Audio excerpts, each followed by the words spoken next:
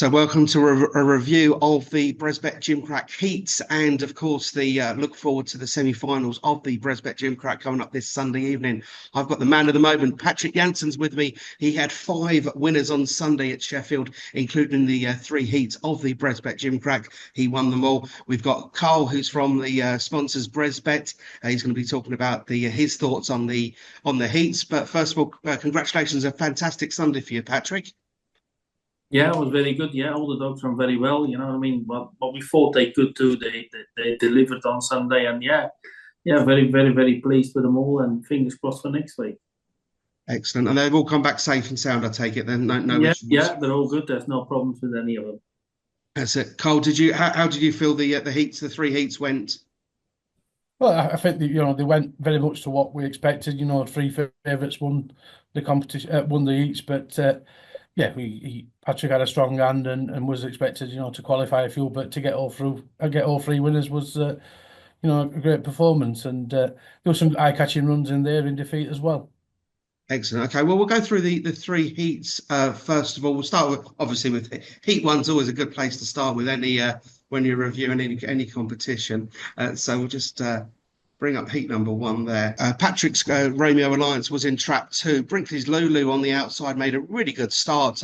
Romeo Alliance maybe didn't get the best of starts, a little bit bumping and boring around the opening bends, but then powered through nicely as we go down the back straight here. Patrick, were you really pleased with the way that Romeo Alliance ran the course there? Yeah, he did, because he's only an October puppy, and he only had 2 races before then. And they're sort of always when he led at the first bend, and but to see a dog with that determination, and he got stopped on the run up, he got bumped at the second bend down the back straight, and to have that determination to get to the front and then win well, it's fabulous. This dog has a real bright future.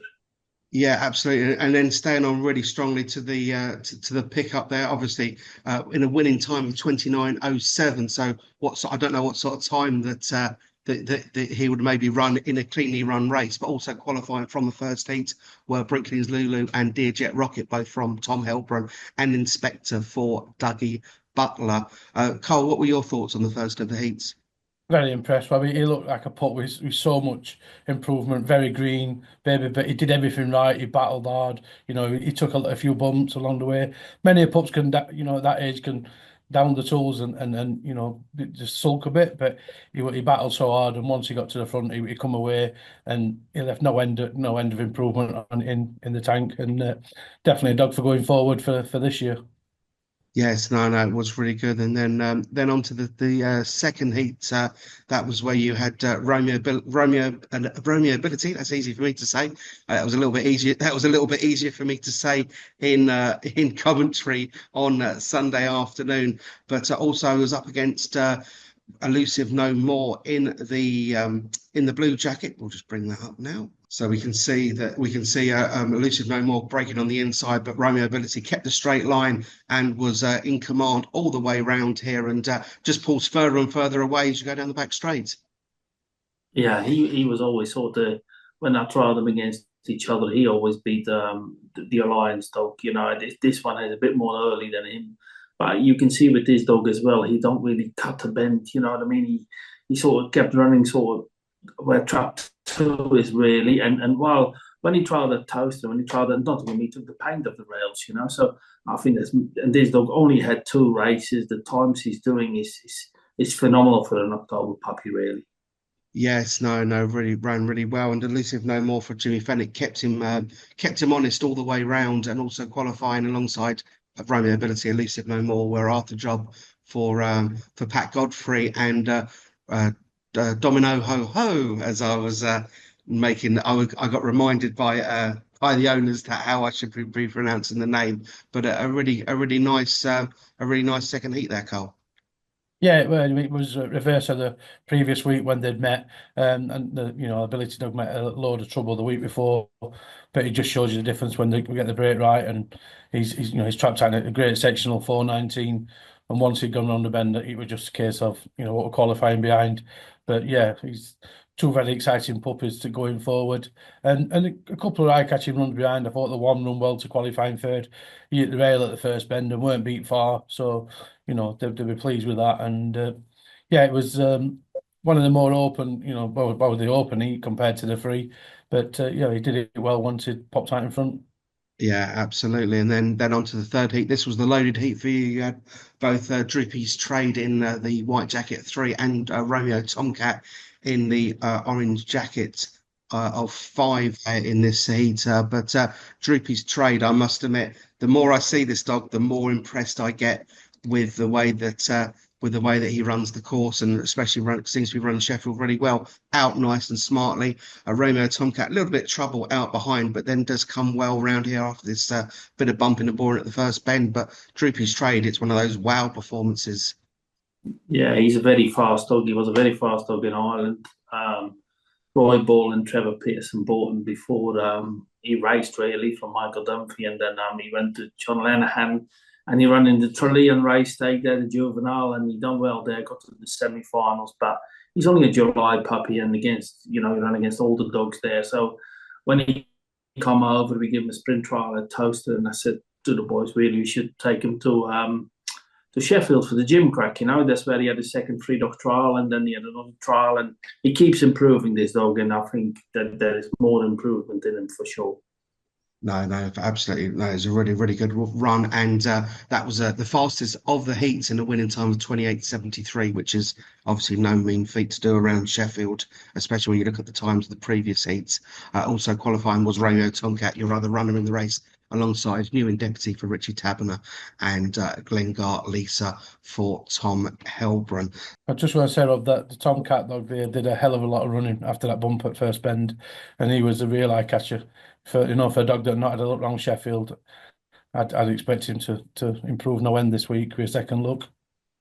Yeah, and I must admit, you noticed towards the end of the film, he had caught Droopy's Trade by the time they'd got to the pickup. So just shows a lot of strength and depth that Patrick has obviously put into Romeo Tomcat. Yeah, he's a very, very fast dog, but see, he's sort of really, is he middle, is he rails? He don't know himself where he wants to be really. Do you know? Yeah. And this is the thing, you know what I mean? I think he'd be better at Nottingham, at a Toaster, a Hove, a Sittingbourne, But at the end of the day, these puppy competitions come along. BresBet, this will kind of sponsor him. You've got to take part. You know what I mean? You want to win these things, and you're only going to get your only puppy once. You know what I mean? And he'd be a phenomenal dog.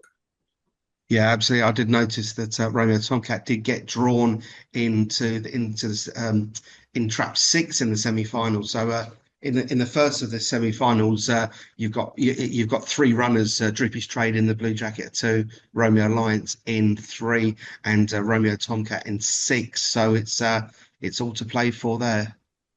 Yeah, it is. They listen.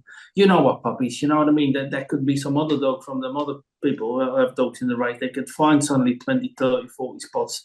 We've seen that all before. You look at the Droopy's Trade dog, he suddenly find a chunk at Sheffield. So, Romeo Tomcat could do that. If Romeo Alliance pings, you know what I mean, and he cuts Trade off, or you just don't know. You know what I mean? That this is what puppies do to you. You just have to enjoy it, and hopefully they qualify. Yeah, absolutely. And then obviously in the second of the semi-finals, Romeo Ability has been drawn in the red jacket of 1, so it's quite loaded. You're quite loaded into the first of the semi-finals rather than in the second, but it should have a nice match up again against Elusive No More. Yeah, and the ability, I think he's the real deal for. So the trouble with the Romeo dogs is they've been reared at Dave and Nicola Furniture. They've been sent to Ireland. They've been schooled with Damien McCann, and then they come to me. So whatever they've done is on their card. That's all the trials they had. They had no unofficials, or they've not been any. That's all they've done. And them times they're doing around Sheffield and Nottingham and Toasted is exceptional for their age, and there is massive improvements in them. That's it, Cole. What are your feelings about the semi-finals and the way that they've panned out? Yeah, I think that we obviously we're having 2 semi-finals. I do like the format of free qualifying. I always think it's a fairer way. Yeah, I think the first semi-final, I think all dogs are drawn realistically where they want to be.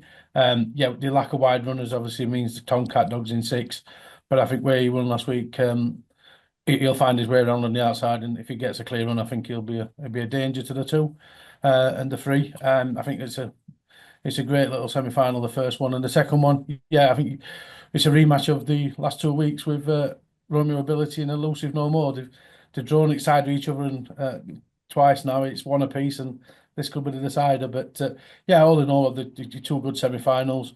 We just want to clean run races and the best 6 puppies in it. But like Patrick said, there's some of these dogs here are open to any sort of improvement. You're talking about October babies, and to be competing at this level at that age is fantastic, and it's what the competition's all about. The Gymcrack, it's always unearthed some nice dogs before last year, a superstar, and I won't rule out there being another wicked head out of these dogs, or even a couple of wicked heads, between the Romeos and the Drupies trade. It's definitely a competition that finds them pups. Yeah, exactly. And we'll just bring up the betting very briefly there. We have the revised betting there. You've put Droopy's Trade in as the 7-4 favourite for the in the anti-post market there. Any real surprises? I think for me, it's just that the dog's got the early pace. He's got the sectionals. His 4:18 sectionals is exceptional around Sheffield, and he had the bonus that he's had 2 qualifying trials here. This will be his 4th look. He's probably just a run or 2 in front of the other dogs where he's had a look at Sheffield, and I think the more he goes round and the more we see a Droopers fair, the more he'll improve. And I think he's a proper dog. He was on my radar when I seen him in Tralee, and yeah, I think he'll be a dog that'll compete in most Cat 1s this year. Yes, absolutely. I mean, on the 3 semi-finals alone, you're looking, when you're pricing anti-post, you're trying to guess which ones you think are going to qualify. And I think, that's where the betting looks. The Alliance is probably the outside of the 4, just for the fact that he's in the order semi-final. But, I don't think there's a great deal between all 4 dogs. No, exactly. And I'll just take the betting down for a second. And Patrick, and this is the $64,000 question. Obviously, you love all of your dogs, but which one of the 4 do you fancy the most after the heats and looking at the draw for the semi-finals of the BresBet Gymcrack? Do you want to know? People rang me. She says, "Who are you backing anti-post?" Says none of them, because if another dog of mine does my other one, I says I'll be pleased, but I'll be gutted as well. So I ain't got a clue. I know one thing. I think the fastest dog is Romeo Tomcat, like Carl says. I really do. I think he's got some engine on him, but you know what I mean. He's still far out, but if he can qualify and the draw works out a bit kinder in the final, no, I think he is sort of a bit of value in betting. You know what I mean. Them October puppies, listen, they're very, very good, but at this stage of their career, I don't think they can beat a July puppy or a June puppy. Do you know what I mean? They need to strengthen up. This is all about experience. They'd be more like for a puppy classic later in the year at Nottingham. But my opinion is the value is in Romeo Tomcat. No, that's good. And obviously you've got a very busy weekend. I think we both have. I'm at Perry Bar as well for the Laurels semi-final on Saturday night. You've got Druid Say Go, who absolutely a real superstar bitch from last season, and she loves Perry Bar, doesn't she? Yeah, she does. The thing with her, she likes most tracks. She likes Yarmouth, she likes Romford, she likes Perry Bar, she loves Toaster. But the thing with her is she's just a 480 bitch. That's what she is. She don't want to go 500 or a tough 480. That's why we saw her.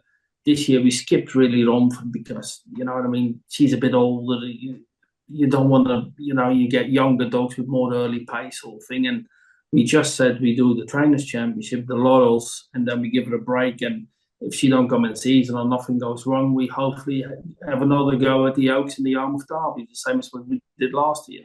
And she's in great form. She's in great shape. So it's a very good semi-final with Roy Peckham's dog in Trap 6, who done very well last week. The dog of Gemma Evans, he's very well drawn in Trap 3. That's sort of the pinging box in Perry Bar, you know what I mean? So the Kingpin dog done well to qualify, but she has to hold the ground. And if she can lead, you know what I mean? If she don't lead, she's not really the same bitch, She's a front-running dog, and that's what she is. Okay, and obviously we've all got a busy month coming up in May and June with the forthcoming English Derby. And what are your plans? What are your plans? What sort of team have you got together for the English Derby? Obviously, we'll see how things progress over this weekend and further. But what are your initial thoughts for that? Well, the Romeo Tomcat, he definitely be going in the Derby, and the Droopy's trade up. We see how he gets on here, but he probably an entry. Them other two Romeo puppies, they won't be in it. You know what I mean? They just need to be kept. They're probably going to run in the puppy competition on Derby night, and then you've got the juvenile afterwards at Toasted, and then you've got the puppy classic. They're sort of their main target, them to puppy competition, because then they'll be coming up sort of to 21, 22 months old. But no, the Derby team, I got several dogs who are very, very fast. The thing is, they might lack a bit of early, but they're very strong from halfway. The Baltic Bears, the Romeo Empires, they're all dogs. Droopy's Plunge, they're all dogs who can do 28.50 easy. That and but you need a bit of luck in running. Slick Sentinel, he's another one. He's an absolute professional. Every competition he's been in, he made the final. He won the juvenile last year at Toasted in 28.78. That was as a puppy. Then he got second in the Eclipse, second in the Blue Ribbon, made the Doncaster Derby final. He's a very versatile dog, and he loves Toasted. And do you know what I mean? So yeah, we probably got 6 or 7. The Romeo Command, we don't know yet. He's trialing tomorrow at Toasted, having a sprint, and then we give him a couple of 4 trials and see how he goes. But we're probably gonna skip it then, because listen, he's still good, but he's not as good as he was, in my opinion. You know what I mean? So we probably give him a race on Derby night, and sort of that be his last race. You know what I mean? So he's been such a great servant for us. It should be a British bred race for him there, Patrick, maybe. Yeah, British bred race there. He has been a fantastic dog for you. You could do a kennel full of him, wouldn't he? Yeah, you do. Awesome. When you see that little dog there running in the Gymcrack, that ability, he reminds me so much of him, because that determination, the track craft, and listen, that dog would never. He's only been behind ability, but behind ability, he's never been behind any other dogs, because. But when you see that in a dog and they want to win and they have the determination, then you've got a chance, and you're better off with a dog like that than a very fast dog was behind who chucks it, So, but that ability, I really like him, really like him. Yeah, well, that's good. I mean, they're the ones for the future, and they're for next year's Derby, and you let them have their puppy here and run in the puppy class. Run with the puppy class, and then take the bigger guns on next year. Yeah, that's it. It's a great starting point, though. To be starting in a Cat 1 like this, and hopefully, they'll go well, and then they can look at coming back at the back of the year as well. Yeah, that's it. And with the bonus for the Steel City Cup, and you've got the British Bred Derby, so they're all dogs who can run in there at Sheffield. You know what I mean? Yeah. So, great stuff. That's great. Well, Carl, Patrick, thanks ever so much for your time, and we look forward to a good weekend of racing, and then we'll regroup again, and hopefully Easter weekend will be a cracking weekend for greyhound racing. Yeah, that's it. No problem. Thanks, Rob. Thank you. Cheers. Thank you.